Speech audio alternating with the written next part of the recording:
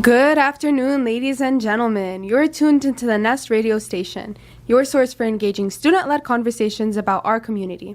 I'm your host, Noor, and I'm joined by our speakers, Lama and Rana, and we have a brand new special topic to explore: civic engagement and being an active citizen. Now, as we all know, there is a presidential election right around the corner. So we have a special guest, Representative Ibrahim Aiyash, to discuss the importance of really getting involved and being civically engaged, especially when it comes to our Arab American youth. Before we begin, I would like to tell everyone a little bit about Representative Ayyash's background and his accomplishments. He represents the 9th House District, which is a diverse community that covers Detroit's East Side, downtown, and Hamtramck. He is the highest-ranking Muslim American in the state's legislative history, considering that he is the majority leader of the Michigan House of Representatives. His parents immigrated from Yemen to Hamtramck, where he was raised and currently lives. Representative Aiyash has dedicated his life to supporting legislation that works to help the community, the environment, those in poverty, and the Muslim and Arab American community, which is truly an honorable thing to do that doesn't go without appreciation. At this time, I would like to thank Mr. Aiyash for joining us today. Oh man, I feel so special. You should. Quite an introduction. Of course. With that being said, let's hear from Lama as we dive into our first question for today. Good afternoon. We are so glad you took the time to meet with us today. To start off, we'd like to ask you about your passion for your community. When was the first time you realized you wanted to become a politician? You were pre-med in college. So what exactly inspired the shift in careers? So it's interesting because I grew up as a kid not really understanding like what politics was. I just knew that we didn't like Bush because the Iraq War and so on and so forth. So, you grow up coming of age in my generation, and you hear a guy named Barack Hussein Obama that runs for president. It's like, oh my God, his name's Hussein. What is this about?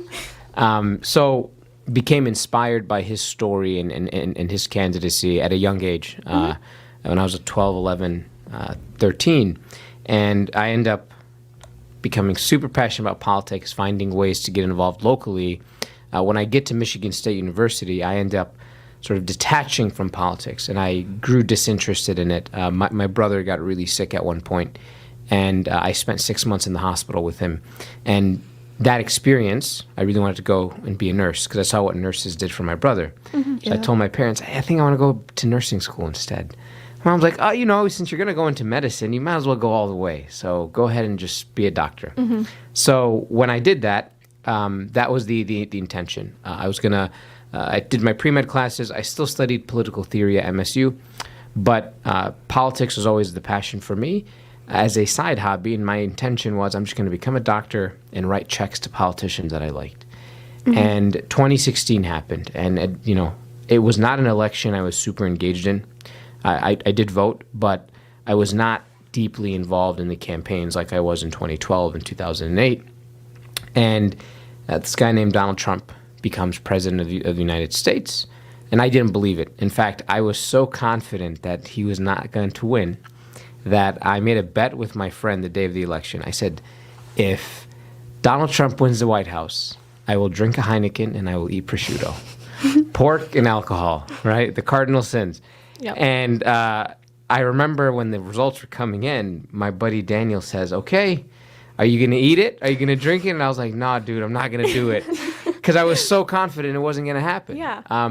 So we were shocked, like many people. And then several days before Trump signed the first travel ban, my uncle was killed in an airstrike in Yemen.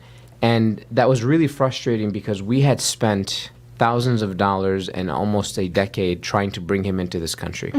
We followed what they call the, quote, legal immigration route. And it was a long process that was extremely difficult, extremely expensive, and didn't result to anything that was going to give him an opportunity, and unfortunately he ended up dying as a result of the violence that in part the U.S. is helping fund. And it made me realize if we're not going to step up and serve our communities and elevate our stories, then someone else is going to narrate our story for us. And that was not acceptable for me. So at 22, I convinced myself I was going to run for office. So I told my parents, hey, I'm going to take a break from the MCAT. If I win, I won't go back to med school. If I lose, I'll go back to med school. I lost, but I did not go back to med school. So my parents were like, well, what's going on? And that loss was a great opportunity for me to learn that you don't get to decide if you win, the voters do, but you do decide if it's a loss or a learn. And I tried to translate that to a learn, and then, by God's grace and wisdom, I had an opportunity to run in 2020, which I had no expectation to do. And now I'm stuck in office. Do you think there's different ways that people can get involved besides running for office? Yeah, absolutely. I think when we think about politics, I think the assumption is, I'm going to run for office. I'm going to run for school board, city council, state house, senate, so on and so forth. But there's so much that happens outside of the elected offices where actual work gets done. I started my time as an organizer, and one of the stories I always say is, I grew up in a community that literally a half a mile away from where I lived, there was a incinerator that was burning garbage from Canada, and it was creating clean energy. So literally burning garbage, and we're inhaling this stuff every morning. And I thought it was normal. Until I grew up and realized, well, wait a minute, this is not happening in Birmingham. This is not happening in Holland, Michigan. It's happening in Hamtramck and in Detroit.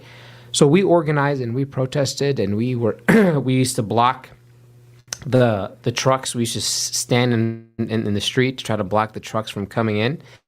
And that activism eventually pushed our elected leaders to finally say, we're not going to accept this garbage anymore, and this incinerator has to get shut down. That work doesn't happen without our elected leaders and without our activists and our organizers. And there's ways to do it. And then there's opportunities to be staff in government. Right? It's not just elected. I'm proud to have one of the highest-ranking Arab American staffers in the Michigan legislature. She's one of the senior staffers, a Palestinian who wears a keffiyeh once a week. To identify who she is and what she stands for, and she's able to serve her state beyond elected office.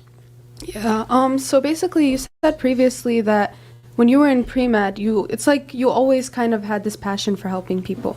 Did you think you gained that sense of empathy and ability to feel for others from being able to grow up in such a diverse community where so many people are going through so many different things? Yeah, I'd attribute so much of that to my upbringing. I'd grow up going to the mosque every day, and my dad would take me with him because he did the call to prayer, the adhan, and I remember him he would take me every day and say, if I had a chance to go to school, I'd want to be a pilot. And it almost like it was scripted. He'd tell me the same story, and it was like a 6-minute drive. So when I'd get to the mosque, I knew how to read some of the Quran, but I was like, I didn't do much, and I didn't like soccer. The kids were playing soccer. So I started finding ways to help out and clean up at the mosque and organize, passing out coffee and dates during Ramadan. And then I started doing interfaith work. I said, well, a lot of people have misconceptions about my faith. Let me do the work of speaking to folks at the Labor Day Festival, visiting other schools and churches, and trying to really get an understanding of how do we celebrate our differences and share our similarities. And that was the impetus to say that we have to make sure that we have a politics of empathy and a politics of accountability, that if you make a mistake, you call people in, but you also continue the work of ensuring that you are building a society that's more inclusive and sustainable. I think that's a very important point to make, because I feel like when everyone thinks about politics, they always have this idea that politicians are bad and this and that, when really that's not the case, because everyone's unique if you think about it.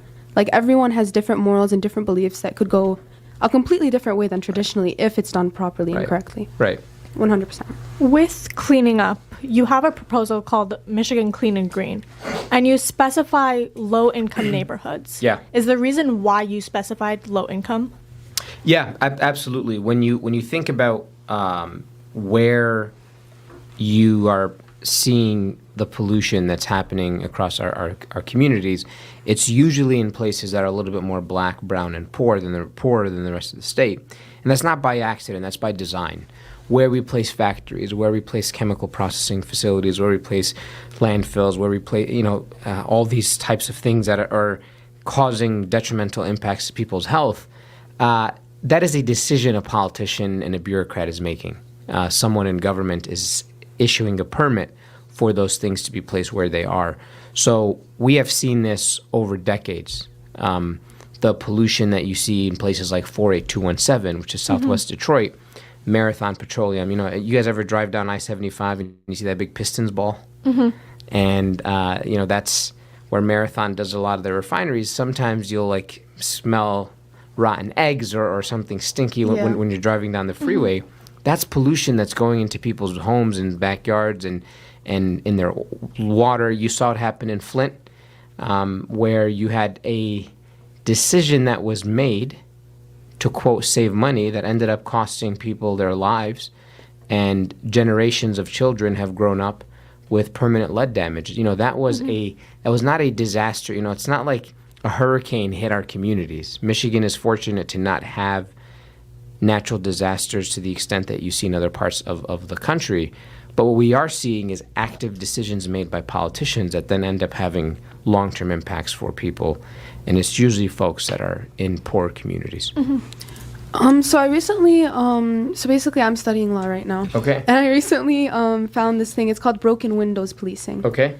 And it's this kind of idea that, if you grow up in a certain community where the people are used to seeing crime a lot and, just being in an unsafe area, then that's going to continue on and on and on until someone does something about it. Do you believe in that kind of theory and concept? It's certainly true that the conditions in which someone grows up in absolutely impacts the trajectory of their future.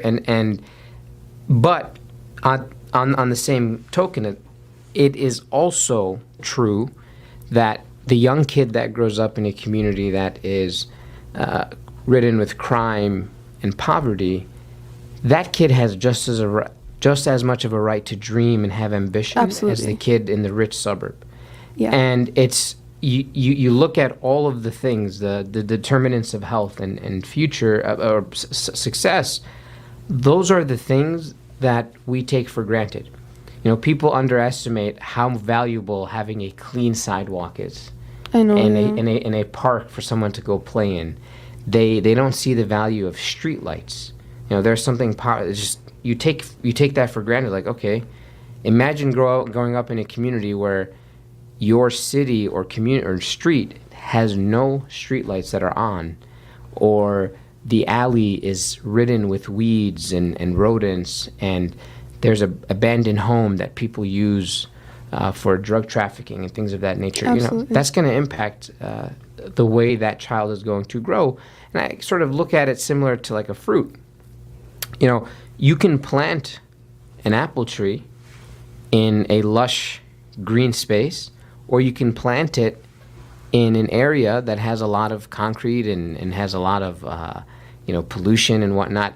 The tree will likely still grow, but it's not going to produce the same type of fruit that it would have if you gave it, organic soil and fertilizer-free stuff and all this. I don't know much about gardening, so I'm like making words up here, but there's going to be a huge difference, and I think 100%. that's one thing that politicians and public officials have to be more cognizant of when we're writing policy. It's not just about they're not working hard enough. It's like, well. When you were making policies and trying to find ways to better the community, was there ever this doubt or kind of uncertainty about the policies you were making? Because I'm sure when it comes to creating policies in specific, it's really hard to meet everyone's satisfaction. Yeah, I'll share a story. I had a bill once, and when you introduce a bill in the Michigan House, what you do is you go around and you get signatures from your colleagues to co-sponsor, right? Yes. They're basically secondary authors to the bill.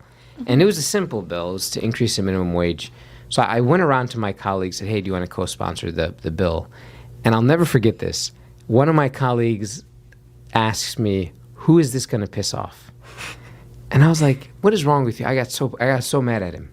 So I Yeah. took the bill back. I said, what the hell is wrong with you? Excuse my language. And he said, what? I said, why is that the first question you ask when I'm giving you a legislation that can improve someone's quality of life? Why is the question not, who is this going to help? Your first question is, who's this going to make angry? I don't care who it's going to make angry, because it's a bill that's going to help someone's life get better. Increasing someone's wage, the minimum wage someone makes, can lead to better outcomes for their economic impact and their ability to provide for their families. So I remember that moment. I share this story because I went home that day so angry, and then he ended up saying, okay, fine, I'll sign it. I said, heck no. I'm not going to let you sign it.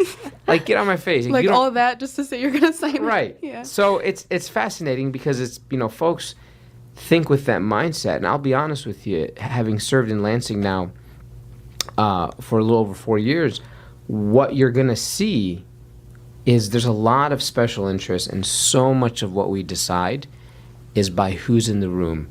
And the people in the room are the ones that have a lot of money because they have the time and the resources to send someone to Lansing to advocate on their behalf. A poor person who needs better schools doesn't have time to take off of work to then go to Lansing and lobby their elected officials. Yeah. And it's just unfortunate, but that's why we need a lot of young folks to continue to step up. And I don't know if you guys are Gen Z or Gen Alpha. We're Gen Z. Gen Z. All right. Gen Z is my favorite. Half my staff is Gen Z, and they teach me all these words. And one of them calls me girl all the time. I'm like, what? So I'm learning all this new lingo. It's the first time I feel old. But I tell you what, you guys don't take BS, and I love it. I think it's refreshing as heck. Don't lose that energy, though, because I thought my generation didn't take BS. But by the time we got to college, people started saying, I'm going to, shift courses. But y'all, Stick to it. fire. I don't know what young people say, but you guys, I know what you guys say. You guys ate. And you guys got to That's keep exactly and you guys what we got to say. keep eating. Spot on. Yep. That's Right? spot on. 100%. So your story about your career was really touching, and as one second generation immigrant of many in this community, having another second generation immigrant advocate for me and for people like me is relieving. And when we were doing background research on you, we noticed that you volunteered at age 13 for the Obama campaign. So what was that like? How did you know how to get involved with a major political campaign at such a young age? Like, how did organizing events when you were younger change the way that you make decisions as a politician today? Yeah. So my first involvement with the Obama campaign, I'll be honest. In school we had a computer class to learn how to type. I don't know if they do that anymore. Yeah. Here. Yeah. And I was in the 7th grade, and we didn't have a computer growing up at home, so I was a really bad typer. But I had a classmate. She was Bengali. She was so good at typing. So I made a deal with her. I said, look, I'm admitting I cheated, so I'm telling you this. Sorry, Miss Kudla. I would tell her, I'll buy you an M&M ice cream sandwich if you just copy and paste the assignment and send it to me so it looks like I typed it up. So while she's doing the assignment, I'm like on the internet surfing the web. So I'm like, okay, smart people read the news. So I'd go to yahoo.com. And Yahoo used to have this like slideshow for the homepage. And there's one about Obama's campaign, and I only clicked on it because I liked his logo. So I click on it, I listen to his speech. I had no idea what he was saying, but I liked how he sounded. So I went to his website. Splash page comes up, put your emails. I put Aiyash13@AOL.com. And I don't use it anymore, so you can't spam me. But anyway, so a couple days later, I get an email saying, Abe, I need you. And I was like, what the heck is this? So I click on it, and it's like, hi, this is Barack Obama. And I was like, what? So I'm reading, it's like, donate $3 today, and I'll send you a bumper sticker. So I was like, oh, my God. Like, this guy's running for president, and he's messaging a 13-year-old little me. Yeah. So I was like, holy smokes. So I go home, and I beg my dad to give me your credit card. This guy's running for president. We got to get him $3. Like, when does it? What the heck are you talking about? Yeah. I was like, trust me. I won't spend more than $3. So I spend my $3. I get my bumper sticker, and then I would get emails. Like, oh, volunteer. And I ended up finding out that they opened up in a campaign office at a local UAW space, and it was a 20-minute walk from my house. So I would walk over there, and I say, hey, I want to help. And the rest is history. Every single, I used to skip school to knock doors for Barack Obama. I was so excited about that. It's amazing. So growing up, like we're often like faced with social media like a lot, especially as you mentioned, Gen Z. And a lot of people are kind of having this debate of, oh, social media is bad or social media is good and this and that. But as a politician, do you believe that social media can really be used to our benefit? Like based off of your story? It could be, right? Yeah. I do think we overconsume things, and I think a lot of folks don't read. So my shameless plug to people is you should read for 15 minutes in the morning and 15 minutes right before bed, and that's all. Like that's my only ask of people. Half hour of the 24 hours of the day, just read for 15 in the morning and 15 in the evening. Yeah. Because I think the short consumption, we are moving quickly to make decisions off of a 2-minute video or a 30-second clip without understanding sort of that life is far more nuanced. It's not black and white, but rather hundreds of shades of gray. And but on the same vein, that this is also a tool that transforms so many people. You think about the folks that got elected for using social media or the issue. You look at what's happening in Gaza. I remember in 2009, I think it was called Operation Protective Edge, where they killed 1,400 people total. And that was like crazy to think about. And now you're looking at 50,000 dead Palestinians, every single person in Gaza displaced. That would not be elevated to where it is now had it not been for social media, had it not been for people posting the reality of what's happening in Gaza on Instagram and TikTok and Twitter. So you're seeing this, and I think it's a recognition that it can be a very powerful tool, but we also have to learn how to be disciplined when we are using it, that we don't fall into the same trap of like this hyper reaction anytime we feel that something is for or against what we believe. So obviously we see changes that happen online, but the most important things are the things that we see change before our eyes. Yeah. And so you've spent your entire life in this community, specifically Hamtramck. What have you seen change and improve throughout your lifetime, and what do you hope to continue to change now that you're in the Michigan House of Representatives? Yeah, so I'm incredibly grateful to represent Detroit and Hamtramck, and you see a lot of folks grow up and see their opportunities expanded, and I think about the stories of so many kids that I grew up with who would not have been able, like no other place in the world allows you to have success based on your willingness to put in the sweat equity like you can in America. For all her flaws, this is the best country in the history of the world because it is a country of opportunity. But at the same time, I worry because I think folks get comfortable and I see this in Dearborn, I see it in Hamtramck, and I see it in other places, when we sort of become an accepted reality of a society, or like we exist, we have to remember that dignifying and respecting those that disagree with us is also critically important. That you can't say, well, this is my value and this is what I believe, therefore what you say and what you believe doesn't make any sense and we're not going to accept it. So I call it the Andrew Tate phenomenon. We have to be better at recognizing it is okay to have a different view, and it's okay to disagree on a fundamental level, but there's a wisdom in how you approach that. There is a balance that looks at respect and principle and not compromising that, and I think that's something that I would love to see more of, and I'm hopeful that as we grow as a community, we become a more tolerant one over time. And I think we are, again, heading in the right direction, but there's still a lot more work to do. Yeah, no, I think that especially growing up, a lot of our society is influenced by trends and stuff like that. So I believe that it's very important for us to kind of recognize each other's values for what they are, instead of trying to skew them right or left or just any of that. Because each of us in this room, I can guarantee, has a different opinion about many different topics. But I feel like it's especially important to keep that sense of personalness. I don't know how to explain it very well, but it's we have to stay true to who we are.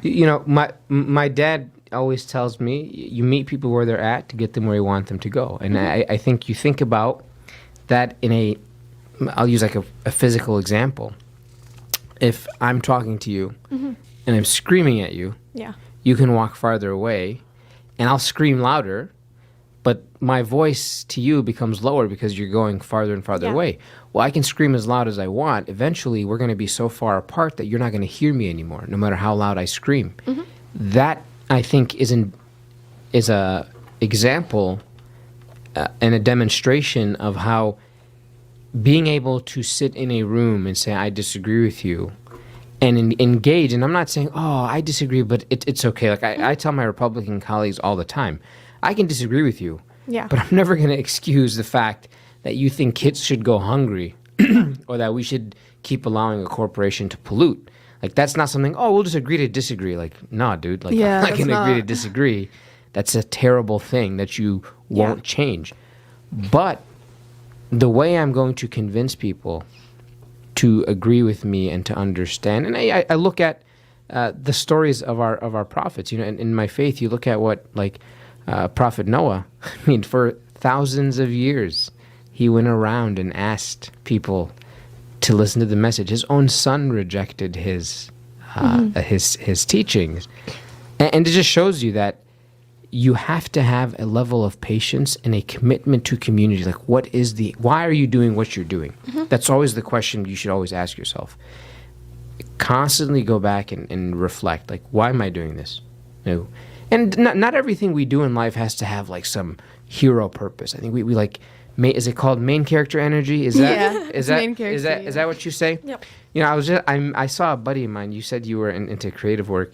He did a documentary in Hamtramck, and I was with some friends, and he came by, and I was like, oh, like, I was like joking. I was like, oh, you know, I was a main star in his documentary, and he says to me, yeah, Abe was a secondary character in our film. And I looked at him, I was like, damn, man, I'm a secondary character. But sometimes that's okay, right? Yeah. You don't have to be the main character in every part of life. Yeah. It's the impact that how you treat people, I think, is going to be the marker of whether you're going to be seen as and remembered as a decent person. And to your point, sort of the trends, you got to be very demure. Is it demure? Demure, mindful. I hate classy. That, by the way. Yeah, that's the word. Like, politicians play. Oh, they're so tacky. Like, every politician is saying, "Oh, we got to be very demure." I was like, "Get out of here, man." Yeah, you don't even know what the heck that means. Very demure. But you know, we do have to be very demure, I think, in how we approach our engagement with people. But you don't have to say it, you know. Yeah. In a way. It's kind of like an oxymoron. You're demure, but you tell people you're demure. That's not how it works. That defeats the purpose. Yeah. Exactly. Yeah. Besides morals and stuff like that, there's still things that need to be changed. Something as simple as the roads. That has nothing to do with morals. So why exactly are there troubles with passing legislation on that? Oh, where do we start? So just for context, Michigan has been under Republican control in some form or another in the Michigan House, Senate, and the governor's office. Since Ronald Reagan. We've never had full Democratic control in the Michigan House, Senate, and the governor's office until 2023. So think about that. 1983 to 2023, Republicans have had some government control. And for a long time, they had total control of government. And I'll be honest with you, they did not invest in the ways that we needed to invest. You know, the mindset of cutting taxes for really rich people as a way to spur investment, and not investing in the things that matter. You know, it's almost like someone that does not eat healthy, and then all of a sudden they have a heart attack, and they think they could just like start eating broccoli and carrots, and overnight they're going to get better. Yeah. It's going to take time. And I think in Michigan we've seen a lot of divestment in the things that matter: our infrastructure, our water. You know, everyone talks about the flooding. Right? Everyone's basement floods at some point. Yeah. That is because there was a decision that we did not invest properly in our water infrastructure. We did not invest properly in our roads, so on and so forth. Schools, and you're now seeing the impacts of that. And there's still time to fix it, but it's going to take some time, right? And that, I think, is also a perspective that we have to continue to focus on, that put things in context. You know, what does Kamala say? You guys Gen Z made fun of her. what has been unburdened. No, That you fell out of a coconut tree? kind of. Yeah, yeah. You exist in the context. Oh, that one. Of everything that came before you. Yeah, you know, exactly, yeah. our rose didn't fall out of a coconut tree. Yeah. So that's the thing. Like the context that we're in is certainly linked to what has happened in the past. Yeah, through everything that you've said, you really have been a motivational and inspirational figure to our community. You have set the pathway for all of us to have the courage to get involved, because having courage is definitely not an easy thing to do, especially at our age. But at this time, we are going to take a short commercial break. We will be back. All right.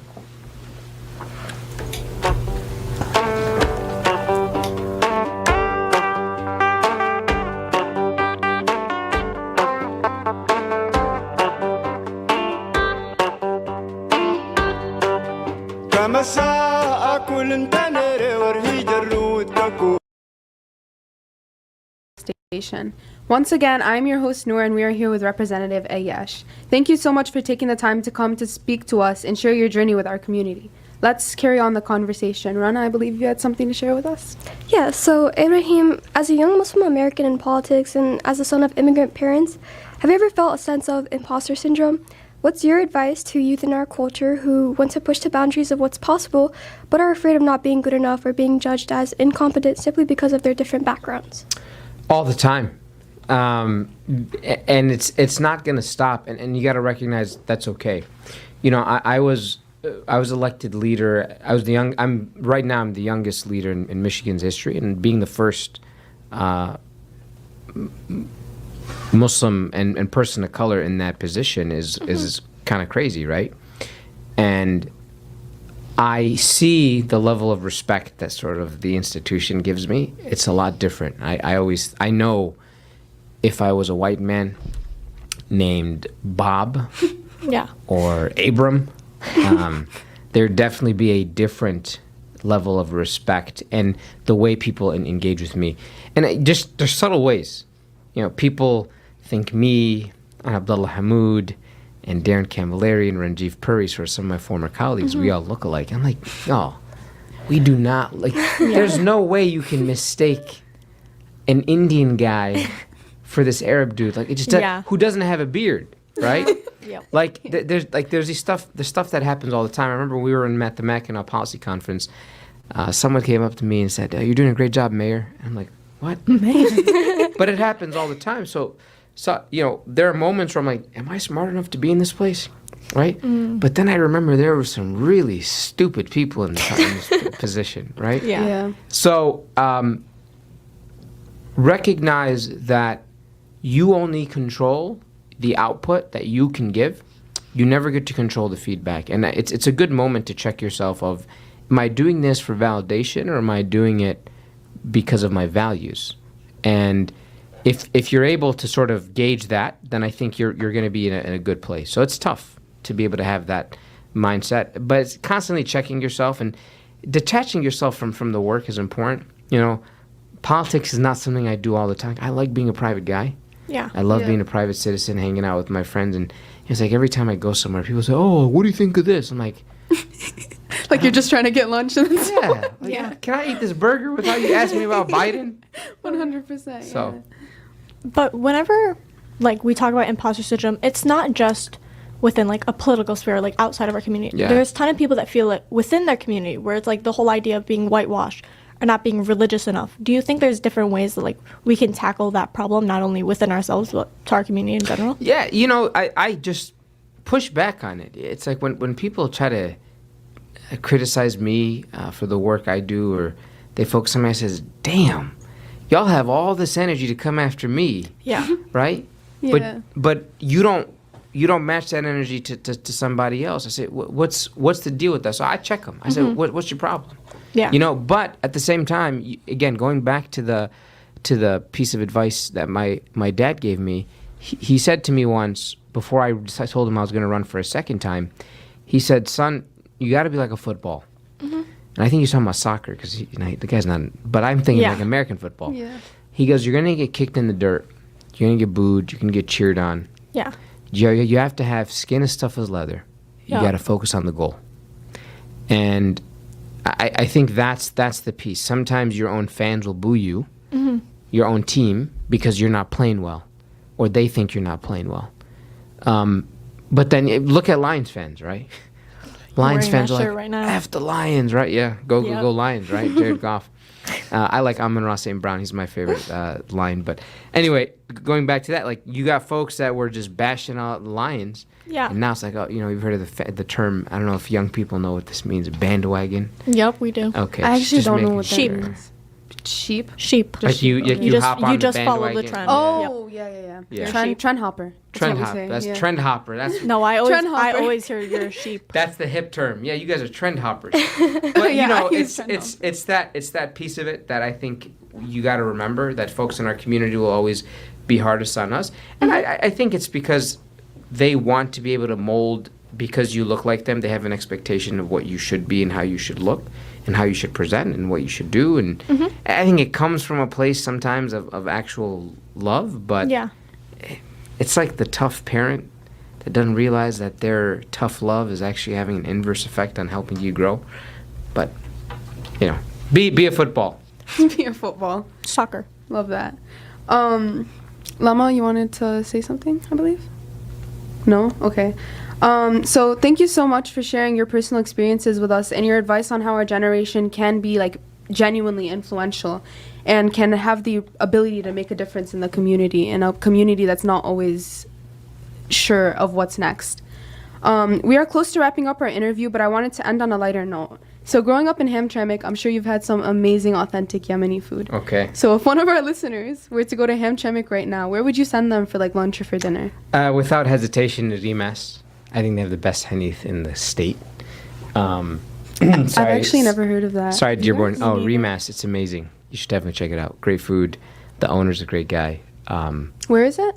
It's on Joseph Campo across this.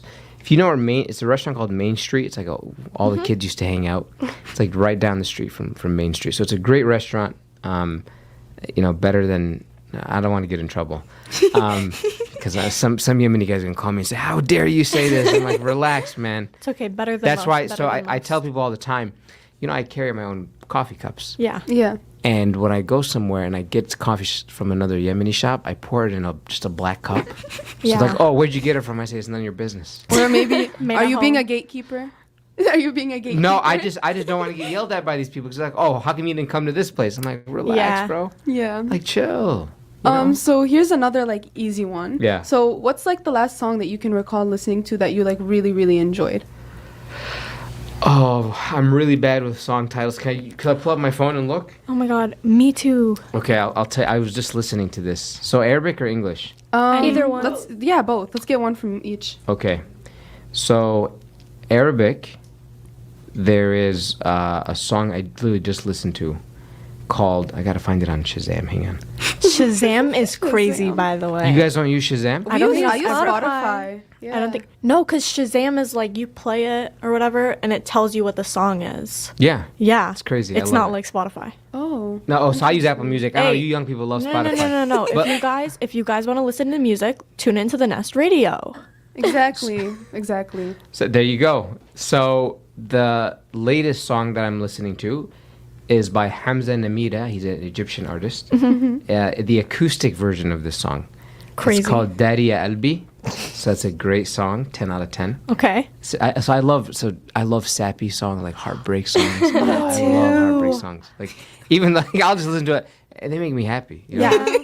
It makes you happy to hear It's a about vibe. heartbreak. And then there's a song I just found called Mango. Mango Never heard of that. by me neither. Kamau, Kamau.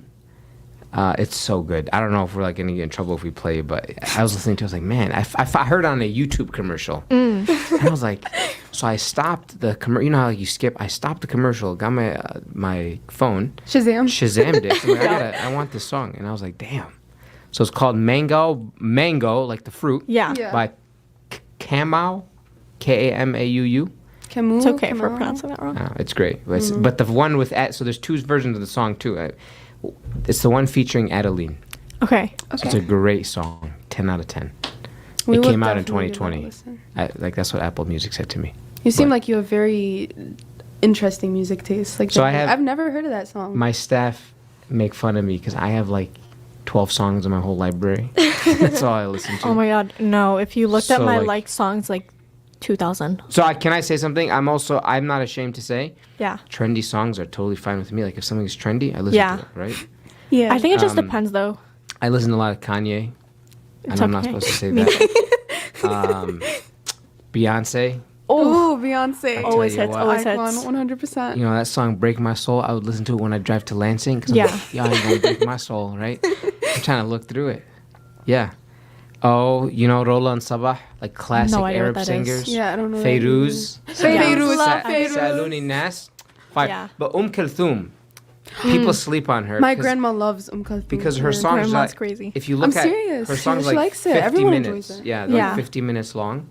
But there's a song called Ya Aghla Min Ayami. It's just beautiful, Yeah. and her voice is just, that woman's just powerful voice. So she's great. I listen to her all the time. Actually, her song when I fly, I listen to Kulthum. That's like my flight music Yeah. because it's just so. And it lasts long. Yeah. So the 12 songs are like the soundtrack to your life, Yeah, basically. yeah. Oh, and then Nice. there's a song called Transit. Okay. Okay, this is my last one. By Tyra Shanti. Tyra Shanti. I feel like don't I've know who heard of that them, is. but I don't know. Yeah. She's great. Yeah. So, I listen to Justin Bieber. Justin Bieber. Guys, the Journal's album hits every single time. I don't know. No, Flatline is really good. By So the way. can I say Yeah. something about me and pop culture? Negative. say like it. I know very little about pop culture. Yeah. So like the trends, I just walk in and whatever my staff tells me is what I know is happening. Okay. Do you like Nancy Ajram? No? She's okay. Nancy is okay. She's okay. I mean, I'm not a huge fan. Her music's Yeah. fine. So, Yeah. So I think that your music taste is very, very like diverse, just like our community. oh yeah, I listen to country music. Like, I don't have Yeah. a preference. Like, what kind of music? I listen to anything, literally. So- and I'm not one of those guys that just says that. Like, if you give me a song, if I like it, I'll listen to it. 100%. So with that being said, Representative Aiyash, thank you for joining us today. We are so grateful to have you here to share your words of wisdom and lived experiences with us and our listeners. Thank you for having me. And one final advice to people: make sure you floss your teeth. Yup. Every Stay clean. Every tooth. I think we underestimate how important flossing is. So, to the young generation, because when I talk to some of you guys, there's like stuff in between your teeth. I just Yeah. want to floss it for you, but I'm like, I can't do that. Should That's have gone to assault. dentistry. Yeah. So floss your teeth. Thank you for having me, and you guys are doing an incredible job here at the Nest. Thank you for Thank you, being thank you. here. Thank you. That wraps up today's episode on the Nest Radio podcast. Thank you all for listening in, and a huge thank you to Representative Aiyash for speaking with us today. If you enjoyed today's topic, don't forget to subscribe to our radio station, leave a review at siaradio@starpsa.org, and share the station with your friends. We'll be back soon with another exciting episode full of fascinating discussions. Until next time, be sure to tune into our live 365 radio feed that's bringing you the best music from today and yesterday. This is Noor signing off from the Nest. Ma salama.